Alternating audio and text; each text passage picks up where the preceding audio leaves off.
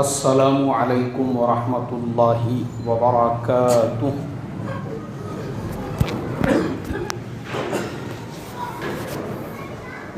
बिस्मिल्लाहिर्रहमानिर्रहीम।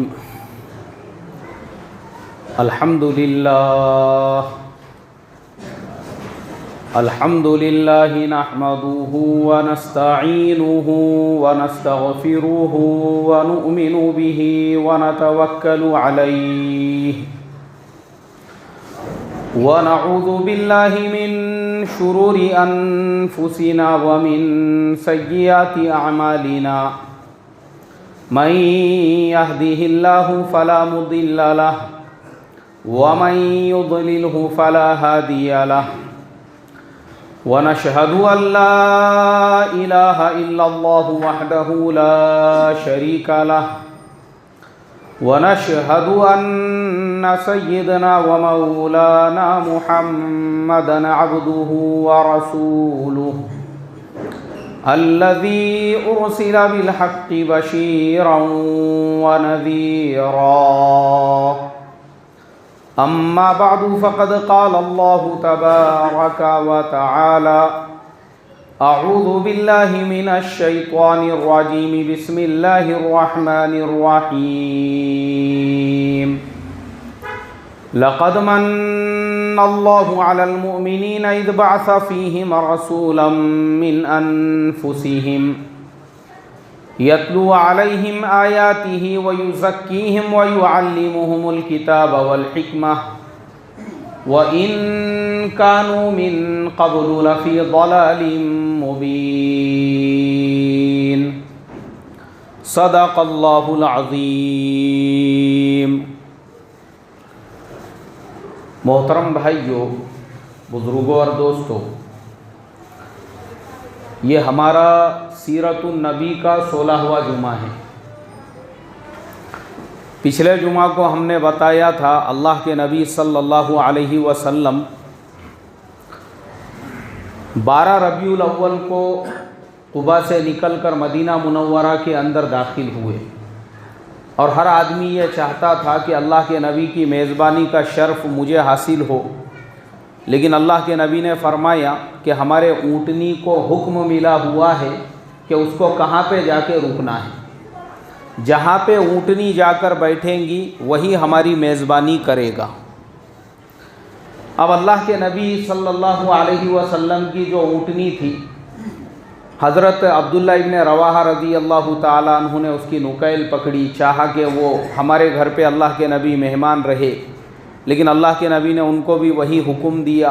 आगे ऊँटनी बढ़ी तो फिर हज़रत औफ़ रज़ी अल्लाह ताला अन्हु आए। इसी तरीक़े से जिन जिन कबीलों से अल्लाह के नबी की ऊँटनी गुज़रती रही तो हर कबीले का सरदार और उस कबीले के सारे लोग ऊँटनी के पीछे पीछे दौड़ने लगे कि ऊँटनी शायद हमारे कबीले में बैठ जाए तो हमको अल्लाह के नबी सल्लल्लाहु अलैहि वसल्लम की मेज़बानी का शर्फ़ मिले। लेकिन ऊँटनी को चूँकि अल्लाह की तरफ से हुक्म मिल चुका था, इसलिए ऊँटनी आगे बढ़ते गई और बढ़ते बढ़ते बढ़ते हज़रत अबू अय्यूब अंसारी रज़ी अल्लाह ताला अन्हु का घर थोड़े दूर था। वहाँ पे एक मैदान था, उस मैदान के बीचों बीच जाकर बैठ गई। हज़रत अबू अय्यूब अंसारी रज़ी अल्लाह ताला अन्हु दौड़ते दौड़ते तशरीफ़ लाए और अल्लाह के नबी सल्लल्लाहु अलैहि वसल्लम का सामान उन्होंने उठा लिया और कहा, ए अल्लाह के नबी, इस मैदान में सबसे करीब जो मकान है, जो घर है, वो मेरा ही है। और पिछले जुमा को भी मैंने बताया था कि हज़रत अबू अय्यूब अंसारी रज़ी अल्लाह ताला अन्हु, अल्लाह ताला ने इनको लंबी उम्र अता फ़रमाई। बहुत ज़्यादा बूढ़े हो चुके थे। चारों खुलाफा का ज़माना इन्होंने देखा। हज़रत मुआविया रज़ी अल्लाह ताला अन्हु के ज़माने में एक लश्कर जो तुर्की की फ़तेह के लिए निकला हुआ था और तुर्की को उस ज़माने में कुस्तुनतुनिया कहते थे। अब आप अगर किताबों में कुस्तुनतुनिया तलाश करोगे तो मिल जाएगा, लेकिन गूगल पे जाकर अगर कुस्तुनतुनिया तलाश करोगे तो नहीं मिलेगा। उसको अंग्रेज़ी में कैस्टेंटाइन कहते हैं। वो अगर आप डालोगे तो आपको मिलेगा। एक ईसाई बादशाह था, कैस्टेंटाइन उसका नाम था। उसकी हुकूमत कई 100 सालों तक जो है वो चली। और तुर्की जो था उस ज़माने में, क्योंकि जो क्रिश्चन ईसाई जो है, जैसे मुसलमानों में शिया और सुन्नी 2 फ़िरक़े हैं, ऐसे ही क्रिश्चनों के अंदर भी कई, उनके अंदर भी ग्रुप बने हुए हैं, कई फ़िरक़े हैं, उनके अंदर भी जो है कई नज़रियात के लोग हैं। लेकिन उनमें सबसे बड़े जो 2 टुकड़े हैं, एक टुकड़े को कैथोलिक कहा जाता है और दूसरे को ऑर्थोडॉक्स कहा जाता है। तो जो ऑर्थोडॉक्स थे, तुर्की उनका उस ज़माने में ऐसा ही था जैसे मुसलमानों का मक्का और मदीना है, और तुर्की जो है उनका मरकज़ था पूरी दुनिया का। आज भी वहाँ पे आया सूफिया का एक बहुत बड़ा, आज से तकरीबन जो है 1500-1600 साल पुराना उनका एक चर्च बना हुआ है। वो आधे चर्च में नमाज होती है और आधा अभी भी चर्च है। वो आया सूफिया का जो चर्च है उनका उस ज़माने का सबसे बड़ा मरकज़ था वो। तो चूँकि ईसाइयों की हुकूमत वहाँ पर थी, और तुर्की जो है, तुर्की उसको जो फतेह किया गया है वो एक अलग टॉपिक है। उसके लिए मुझे जो है ना आप लोगों को एक पूरा नक्शा यहाँ पे बताना पड़ेगा, और नक्शे में समझाना पड़ेगा कि किस तरीक़े से मुसलमानों ने हमला किया था। सुल्तान मोहम्मद फ़ातेह सानी, जिनके हाथ पे अल्लाह ताला ने तुर्की को फ़तेह कराया था, वो किस तरीक़े से कराया था वो एक अलग बहुत लंबी चौड़ी जो है उसकी एक कहानी है, किस्सा है, और वो एक तारीख़ है, वो फिर कभी बयान होगी। क्योंकि तुर्की की बनावट ऐसी थी, उसको कोई भी फतेह नहीं कर सका। लेकिन अल्लाह के नबी ने बशारत दिए थे कि वो लश्कर जो कुस्तुनतुनिया को फतेह करेगा या उसकी तरफ कूच करेगा, वो जन्नतियों का लश्कर होगा। तो हज़रत अबू अय्यूब अंसारी रज़ी अल्लाह ताला अन्हु ने अल्लाह के नबी सल्लल्लाहु अलैहि वसल्लम से ये बशारत सुनी हुई थी। इसलिए हज़रत अबू अय्यूब अंसारी रज़ी अल्लाह ताला अन्हु को जब पता चला कि हज़रत मुआविया रज़ी अल्लाह ताला अन्हु के ज़माने में एक लश्कर वो तुर्की की तरफ जा रहा है, तो इन्होंने वसीयत की और नसीहत की कि भाई मुझे भी उस लश्कर के साथ में कर दो, मैं भी उस लश्कर के साथ में होना चाहता हूँ। इसलिए कि उस लश्कर के लिए इतनी बड़ी बशारत है कि वो कौन सा लश्कर है भाई? जन्नती लश्कर है। तो हज़रत अबू अय्यूब अंसारी रज़ी अल्लाह ताला अन्हु, आप सोचो सहाबा के जज्बात कैसे थे, यानी कैसा सहाबा में जज्बा था। उनकी उम्र तकरीबन 100 साल से ज़्यादा हो चुकी थी, और ऊँट के ऊपर सवार हुए और रास्ते में ही उनका इंतकाल हो गया। तो वसीयत की कि मेरा इंतकाल भी अगर हो जाए तो मेरी नाश को ऊँट के साथ में लेकर चलना, और तुर्की के यानी कुस्तुनतुनिया जिसे कहा जाता था उसके बॉर्डर में जब तुम दाखिल हो जाओ और उसकी जब तुम सरहदों में पहुंच जाओ और जब उसकी फसील पे पहुंच जाओ तो उस फसील के किनारे पे मुझे दफन करना, ताकि क़यामत के दिन अगर मैं उठाया जाऊं तो कुफरिस्तान से मैं उठाया जाऊं और अल्लाह के दरबार में ये कह सकूं, अये अल्लाह, मैं रहने वाला तो मदीने का था लेकिन मेरी कब्र तुर्की में इसलिए बनाई गई ताकि तेरे दीन को की मेहनत के लिए मैंने अपने वतन को छोड़ दिया और बेवतन होकर कुफरिस्तान में जाकर मैंने अपनी कब्र बनाई। ये मैं अल्लाह के दरबार में कह सकूं। ये जज्बात थे सहाबा इकराम के। सोचने की बात है, हमारे आज के ज़माने में इंसान अगर 60 साल 65 साल का हो जाए तो अल्लाह के रास्ते में निकलना तो दूर की बात है, हज के जैसे फरीज़े पे जाना भी अपने लिए बोझ समझता है कि भाई मैं वहाँ जाके कैसे अरकान अदा करूँगा। और अल्लाह के रास्ते में भी निकलने से लोग इसीलिए एतराज़ करते हैं, बोले भाई मैं तो बूढ़ा हो चुका हूँ, बुढ़ापे में मैं अल्लाह के रास्ते में क्या करूँगा। अल्लाह हिफाजत फरमाए, हमारे लिए इबरत की बात है। 100 साल से ज़्यादा उम्र के बूढ़े हो चुके थे और आज का ज़माना तो एकदम आसानियों का ज़माना है। ट्रेन में आप एसी में रिज़र्वेशन कीजिए, आपको महसूस भी नहीं होगा। आप जो है ट्रेन में सफ़र कर रहे हैं, आपको घर के जैसा महसूस होगा, बाहर का आवाज़ नहीं आएगा। आराम से इत्मीनान से बैतुल खला बने हुए हैं, पीने के पानी का इंतज़ाम है, खाने का इंतज़ाम है, हर चीज़ आपको चलती ट्रेन में मिल रही है। जिस बस्ती में, जिस शहर में पहुंचना है वहाँ पे कारों का इंतज़ाम है, टैक्सियों का इंतज़ाम है, ऑटो रिक्शे का इंतज़ाम है। माशाल्लाह ऑटो रिक्शे से आपको सफ़र करके मस्जिद पहुँचना है, और जिस मस्जिद में भी आप जाओगे तो आज का जो ज़माना है ये फुतूहात का ज़माना है। आज अल्लाह ने मुसलमानों का एक आम मिजाज ऐसा बनाया हुआ है, किसी भी मस्जिद में अगर अल्लाह के दीन की मेहनत करने वाले जाते हैं तो मस्जिद वाले हत्तल इम्कान कोशिश ये करते हैं कि भाई उनको खाना पकाने की ज़रूरत ना पड़े।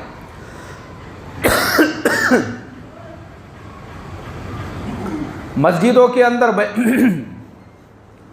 बैतुल खला का इंतज़ाम हो चुका है, तहरत खानों का इंतज़ाम हो चुका है, गुसल खानों का इंतज़ाम हो चुका है। और अगर पकाने की भी ज़रूरत पड़ती है तो आज हर मस्जिद के अंदर गैस का सिलेंडर मौजूद है, किचन मौजूद है हर मस्जिद में। आज हमारा ज़माना इतनी सहूलतों का है, उसके बावजूद, और मैं ख़ास तौर पे उन लोगों को भी जवाब देना चाहता हूँ। अभी मैं आपको कल की ही न्यूज़ बता रहा हूँ। मैंने एक न्यूज़ मतलब एक वो पढ़ा हूँ, एक सऊदी गवर्नमेंट की तरफ से वहाँ के सारे मस्जिदों के अंदर उन्होंने एक अहकाम जारी किए, वो लेटर है मेरे पास में, और उसके अंदर ये लिखा गया है कि तबलीगी जो जमात है उनको अपने मस्जिदों में ना आने दिया जाए और लोगों को उससे दूर रखा जाए, इसलिए कि जो लोग उस मेहनत के अंदर लगते हैं वो गुमराह हो जाते हैं।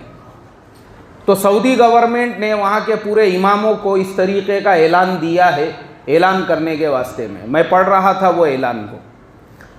अब मेरे मोहतरम दोस्तों, मैं अब आपको बताता हूँ सऊदी गवर्नमेंट को तबलीगी जमात से एलर्जी क्यों है, और उसने इस तरीक़े का जो है अपने इमामों को ऐलान करने के लिए क्यों कहा, उसका रीज़न मैं आपको बताता हूँ।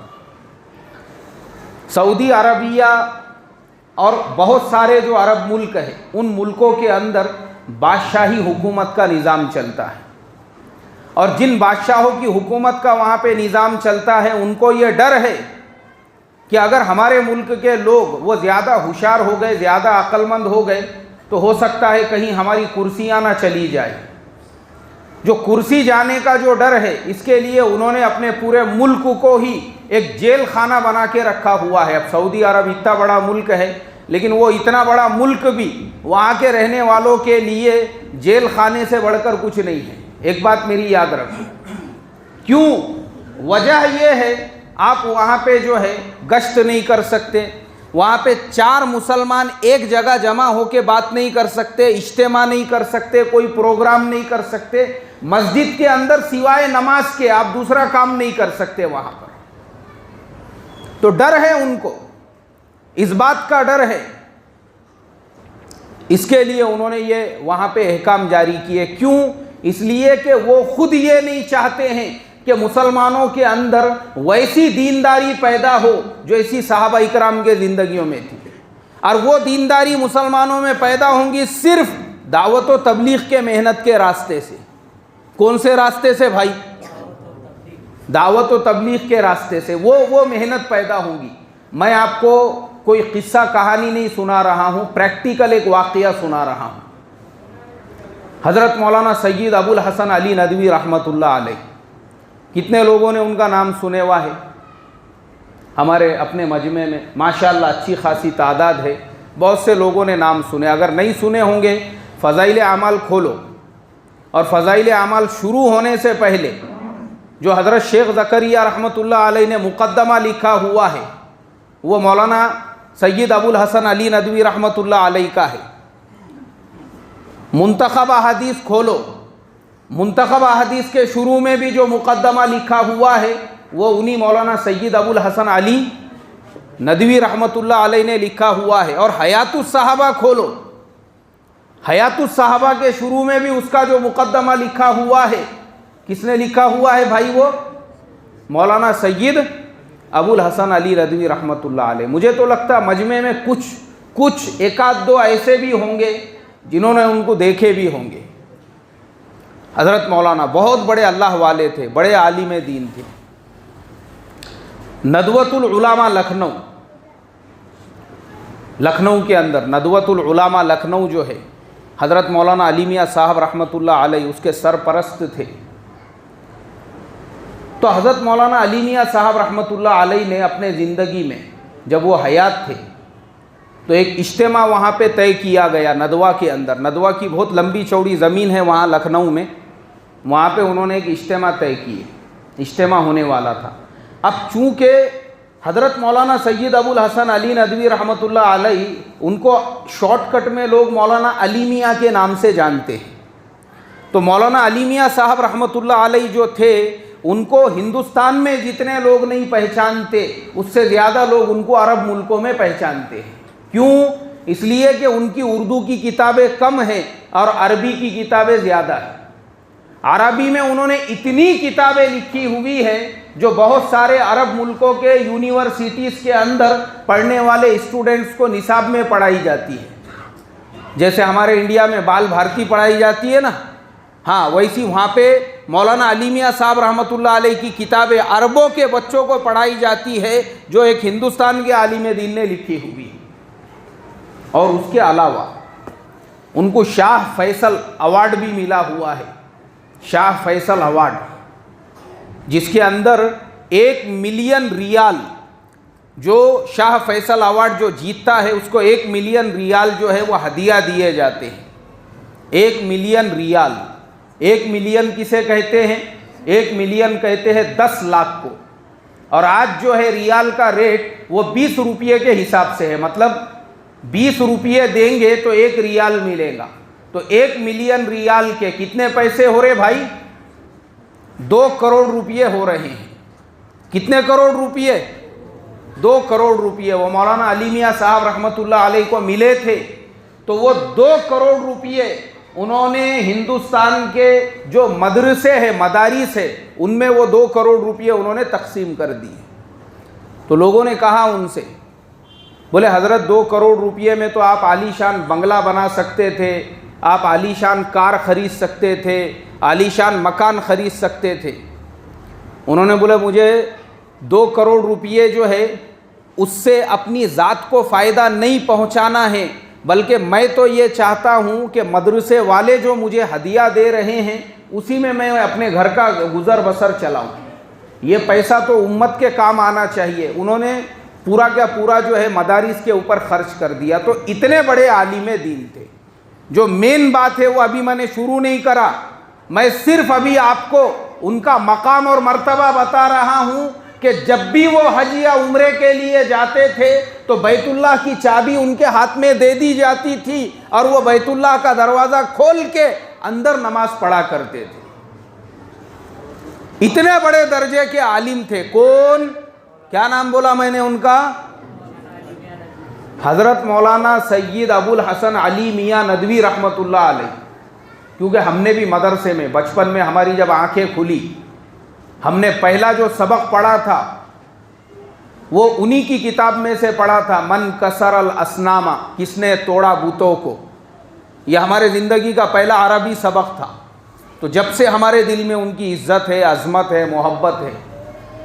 तो मौलाना अली मियाँ साहब रहमतुल्लाह अलैह की ज़िंदगी में नदवतुल उलमा लखनऊ में एक इज्तिमा तबलीगी जमात का मशवरे से तय किया गया।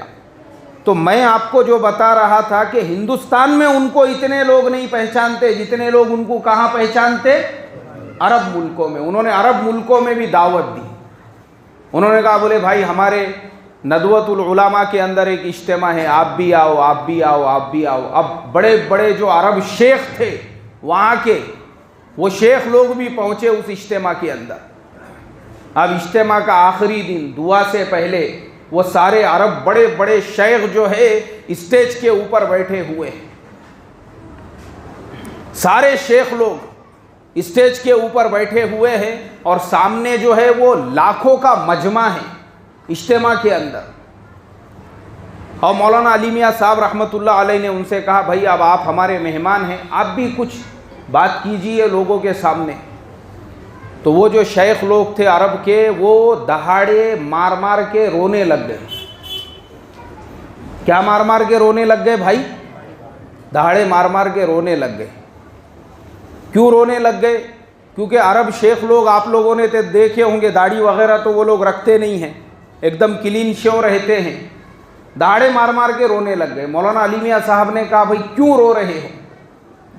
अब जो जुमला उन्होंने कहा वो वो इतनी लंबी चौड़ी जो मेरी तकरीर है उसका हासिल वो जुमला है।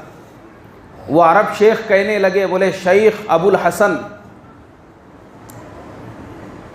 मौलाना अली मियाँ से कहा, हम लोग आज तक ये समझते आ रहे थे कि जो इस्लाम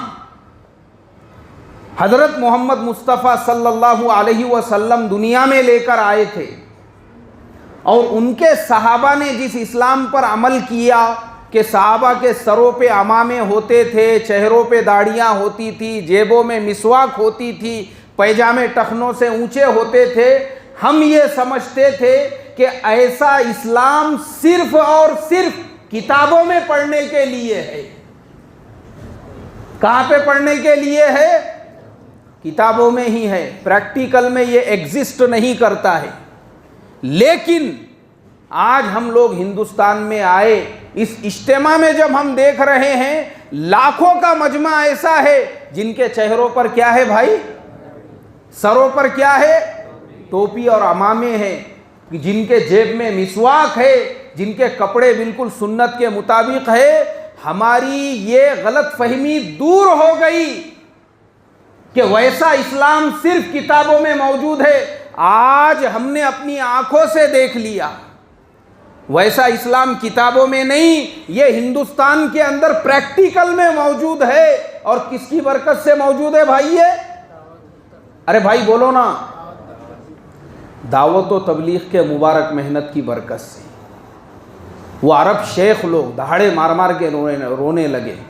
उन्होंने कहा, शेख अबुल हसन, हमको लगता था कि अब दुनिया में वो मुसलमान ही नहीं रहे साहबा जैसे, जो चेहरों पे दाढ़ियाँ रखते हो, सरों पे अमामे बांधते हो, जेब में मिसवाक रखते हो, पैजामा टखने से ऊपर पहनते हो। क्यों उन्होंने ऐसा कहा? क्योंकि अरब लोग कभी वो बेचारे गरीब मुल्कों में आते ही नहीं हैं। वो तो लंदन, अमेरिका ऐसे बड़े बड़े मुल्कों के सफ़र करते हैं। इज्तिमा के लिए उनको यहाँ पर बुलाए, उन्होंने कहा हमारी गलत फहमी दूर हो गई। और उसके अलावा मेरे मोहतरम दोस्तों, ये जो मैंने जो बात की शुरुआत किया कि सऊदी गवर्नमेंट ने दावत व तबलीग के काम के ख़िलाफ़ जो लेटर अपने इमामों को भेजा है, उसकी वजह क्या है? उसकी वजह यह है कि वो ये चाहते हैं कि हमारे मुल्क के जो मुसलमान हैं वो सिर्फ उतने ही मुसलमान बाकी रहे जितने हम चाहते हैं। जितने कौन चाहते हैं? गवर्नमेंट चाहती है। मस्जिद में आए तो सिर्फ नमाज पढ़ने का, ज़्यादा बड़ा मुसलमान बनने का नहीं। बस जितना तुमको ट्रीटमेंट की और जितने एनर्जी की ज़रूरत है उतना ही इस्लाम अपने अंदर बाकी रखो।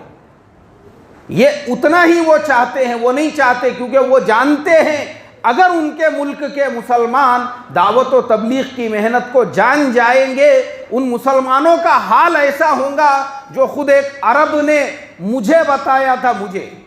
मैं किसी दूसरे से सुनी सुनाई बात नहीं बता रहा हूँ। एक अरब ने, ओमान के एक शेख, वो मुझे साउथ कोरिया के अंदर मिले।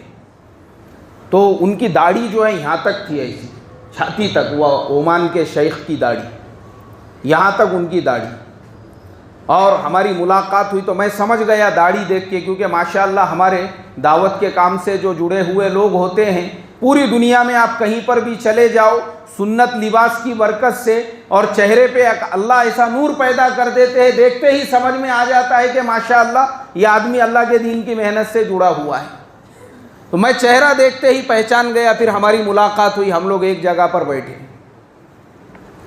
तो मैंने उस ओमानी शेख से कहा, मैंने कहा, शेख, नहनु समिअना फिल ओमान फी दुवलिल खलीज मा भी अहद इंदहु लिहिया। मैं बोला, हमने तो ऐसा अक्सर देखा है दुबई के शेखों को, सऊदी के शेखों को, चेहरे पे दाढ़ी वाड़ी तो कुछ रखते नहीं है वो।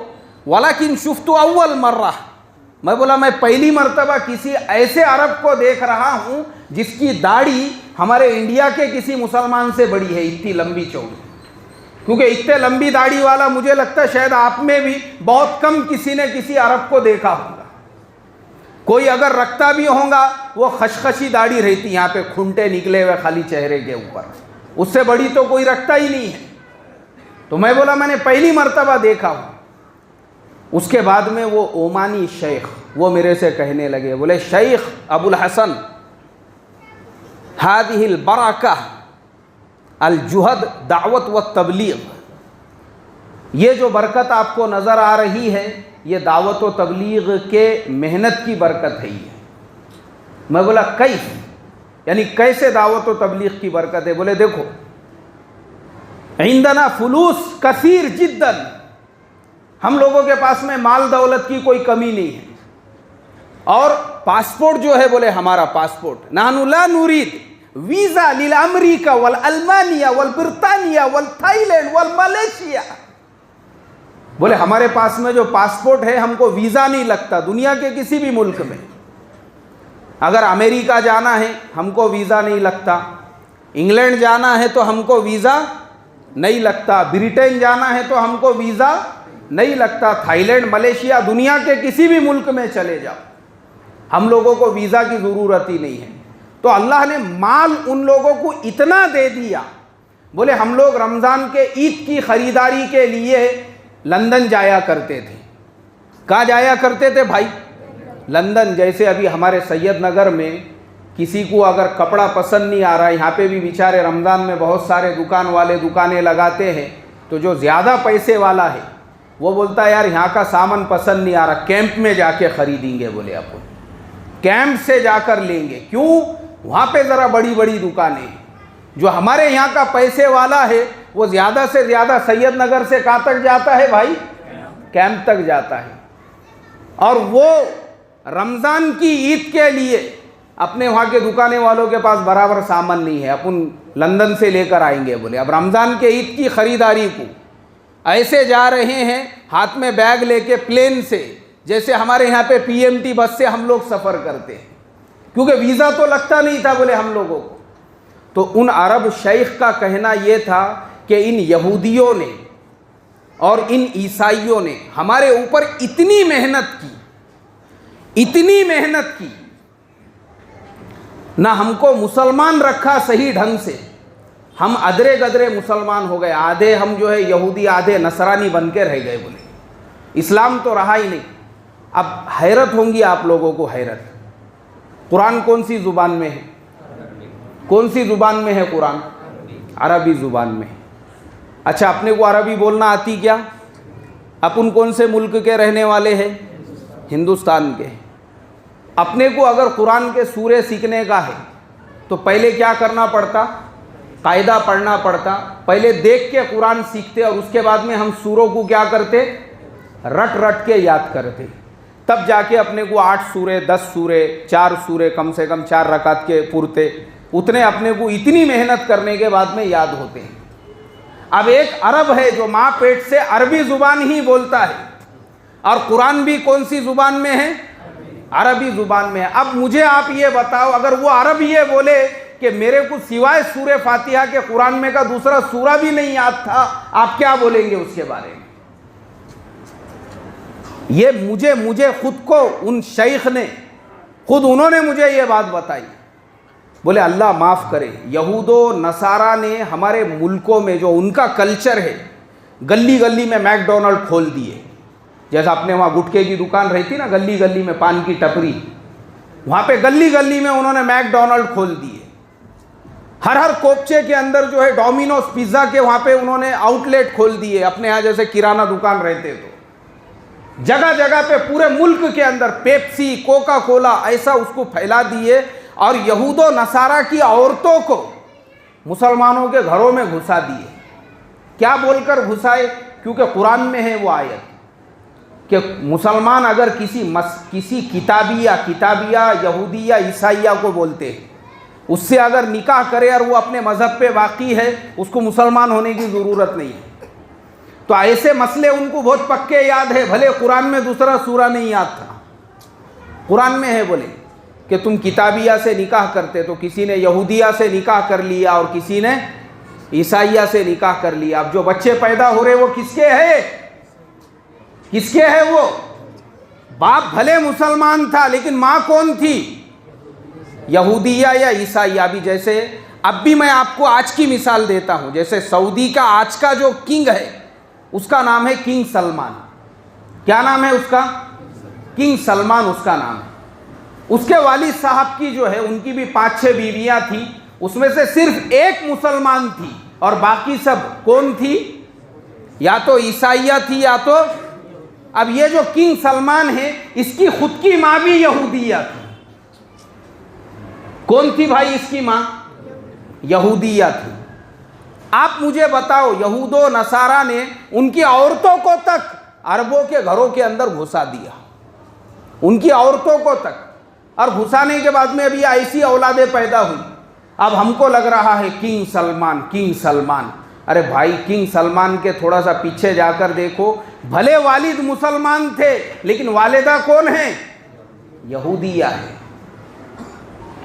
तो वो शेख कहने लगे, बोले अगर ये दावतो तबलीग की मेहनत नहीं होती थी तो और थोड़े साल के बाद हमारे मुल्क की मस्जिदें वो कनीसा में बदल जाती थी। कनीसा के अंदर काय में बदल जाती थी?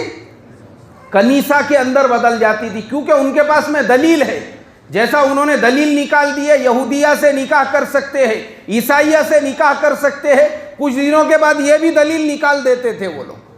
कोई मसला नहीं है, मुसलमान वहाँ मस्जिदों के अंदर जो है नऊज़ बिल्लाह ऐसा भी कर सकते हैं बोल के।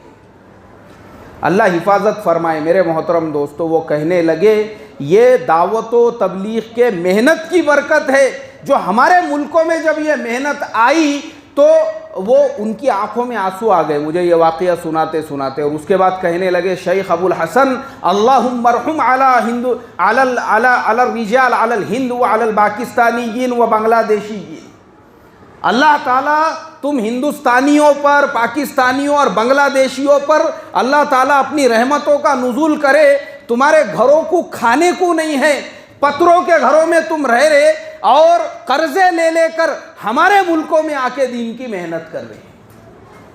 अल्लाह तुम्हारे ऊपर रहमतों का नुज़ूल फरमाए कि तुम्हारे अपने ठिकाने नहीं है और तुमने हमारे मुल्कों में आकर मेहनत की, तब जाकर हमारे अंदर का इस्लाम का जो चिराग था वो दोबारा से रोशन हुआ। वो चिंगारी हमारे दिलों में दोबारा पैदा हुई। वरना खुदा की कसम, मैं मेरी बात बता रहा हूँ, बोले मैं तो अरब हूँ जिसको पूरे कुरान में सिवाय सूरह फातिहा के दूसरा सूरा नहीं आता। अब बताओ मेरे मोहतरम दोस्तों, ये हाल है। तो इसके लिए आज भी वो सारे मुल्क माशाअल्लाह, जिन मुल्कों के अंदर दावत व तबलीग की मेहनत पूरे आज़ादी के साथ में हो रही है, आप देखो अल्लाह ने उन मुल्कों में बरकतों का कैसे नुज़ूल फरमाया। पूरे ओमान के अंदर वहाँ की गवर्नमेंट ने खुद, वहाँ के जो बादशाह थे, अभी उनका 15 दिन पहले इंतकाल हुआ, मलिक काबूस, अल्लाह ताला उनकी मग़फ़िरत फरमाए, उनके ऊपर रहम फरमाए। देखो सोहबत का असर कैसे होता है। अब मुझे याद आया, वो मलिक काबूस जो थे, उनकी पूरी तालीम हमारे मुल्क हिंदुस्तान के अंदर हुई थी। कहाँ पर हुई थी भाई? हाँ, मलिक जो काबूस थे, शाह काबूस, जो ओमान के जो बादशाह थे, उनकी तालीम हिंदुस्तान में हो। तो जब वो हिंदुस्तान में रहते थे तो उन्होंने हिंदुस्तान के मुसलमानों को कहाँ से देखा था? प्रैक्टिकल में देखा था, आमने सामने देखा, और तबलीग की मेहनत को अपनी आंखों से देखा था। और मैंने एक से ये भी सुना हूँ, खुद उन्होंने भी अपनी ज़िंदगी में तबलीग के काम में कुछ वक्त भी लगाया था। तो तबलीग को जब उन्होंने अपनी आंखों से देखा, अपनी नज़र से देखा, तबलीग वालों के सोहबत में और उनके मुल्क में जब रहे और अपने मुल्क में जब गए, तो तबलीग के काम को पूरे मुल्क में आज़ादी देने के लिए और परमिशन देने के लिए उनके लिए कोई रुकावट ही नहीं थी। पूरी आज़ादी उस मुल्क के अंदर, मस्जिदों में जमातें रुक सकती थी। हालांकि उस मुल्क में भी किसकी हुकूमत थी? बादशाह की हुकूमत थी ना, बादशाही हुकूमत थे वहाँ पे, शाह काबूस। वो मुल्क में भी बादशाह की हुकूमत थे, लेकिन फ़र्क ये था उनकी तालीम और तरबियत कहाँ हुई थी? हिंदुस्तान के अंदर। और आज सऊदी गवर्नमेंट ने अपने इमामों को जो लेटर दिया कि तबलीगी जमात के बारे में लोगों को बताओ कि ये गुमराह जमात है, वो सिर्फ इसलिए कि जो शाह सलमान आज वहाँ का बादशाह बना हुआ है, उसकी पूरी तालीम और तरबियत और पैदाइश वो अमेरिका में हुई है। कहाँ पर हुई है भाई? मैंने पहले आपको बताया, जबकि वालिदा ही खुद यहूदिया है और तालीम और तरबियत भी जब पूरी अमेरिका में हो चुकी है, तो मुझे आप बताओ वो इंसान ये बात जानता है कि ये तबलीग वाले अगर हमारे मुल्क में भी आ गए और हमारे मुल्क के भी सारे लोग इस मुबारक मेहनत से लग गए और जुड़ गए, तो ये सच्चे और पक्के मुसलमान बन जाएंगे। इसलिए इनको पक्का मुसलमान नहीं बनने देना है, इनको वैसी अदरा गदरा रहने दो। इसलिए ये आज पहला वहाँ का बादशाह है जिसने पूरे मुल्क के अंदर दोबारा से सिनेमा हॉल खोलने का हुक्म दे दिया। आपने कभी सुने थे क्या सऊदीया में सिनेमा हॉल बोल के? अरे भाई कभी सुने थे क्या? नहीं सुने थे।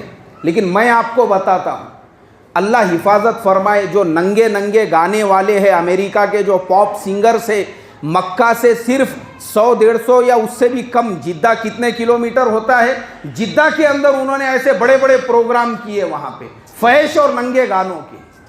क्यों? बोले अब हमको सऊदी को मॉडर्न सऊदी बनाना है। कैसा सऊदी बनाना है? मॉडर्न सऊदी बनाना है।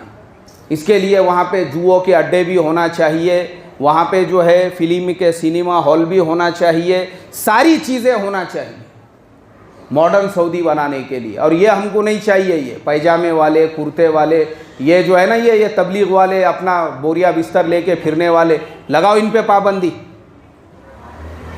मजहबी लोग इनको नहीं चाहिए। इनको कैसे लोग चाहिए? मॉडर्न लोग। क्यों चाहिए? इसलिए कि उनकी खुद की पूरी तालीम और तरबियत कौन से मुल्क में हुई भी है भाई? अमेरिका में। और ओमान के जो बादशाह थे शाह काबूस, उन्होंने तबलीग के लिए मुल्क के दरवाजे खोल दिए। आज उस मुल्क के रहने वाले जो ओरिजिनल वहाँ के अरब है, हमारे से लंबी लंबी जो दाढ़ियाँ है, वो किसकी बरकत से है? तबलीग की बरकत से। तो उनकी तालीम और तरबियत हमारे मुल्क में हुई थी। ऐसे ही कतर के अंदर पूरे दावत के काम को आज़ादी है।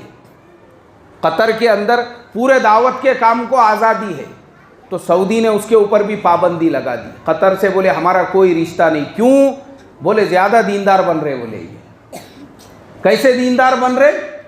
ज़्यादा दीनदार बन रहे, ज़्यादा दीन पे अमल हो रहा है इनके। तो इसके लिए मेरे मोहतरम दोस्तों, हमारी बात सीरत के उन्वान पे चल रही थी। हम आपको सहाबा की कुर्बानियाँ बता रहे थे कि ये उन्हीं हज़रत अबू अय्यूब अंसारी की औलाद में से है, उन्हीं सहाबा के ख़ानदान में से है जिन हज़रत अबू अय्यूब अंसारी ने ये वसीयत की थी कि अगर मैं मर भी जाऊं तो मेरी मैयत को कहाँ ले जाके दफन करना? तुर्की के बॉर्डर के ऊपर। और आज उन अरबों का हाल ये हो चुका है अमेरिका की सोहबत की वजह से कि जो उन सहाबा वाली मेहनत को करने वाले हैं वो भी इनको पसंद नहीं है। आप तमाम से मैं दरख्वास्त करूँगा, दुआ करो अल्लाह ताला से, अल्लाह ताला उनको हिदायत अता फरमाए और अल्लाह ताला हरमैन शरीफैन की हिफाजत फरमाए। जिनकी सुन्नतें बाकी है वो पढ़ ले भाई।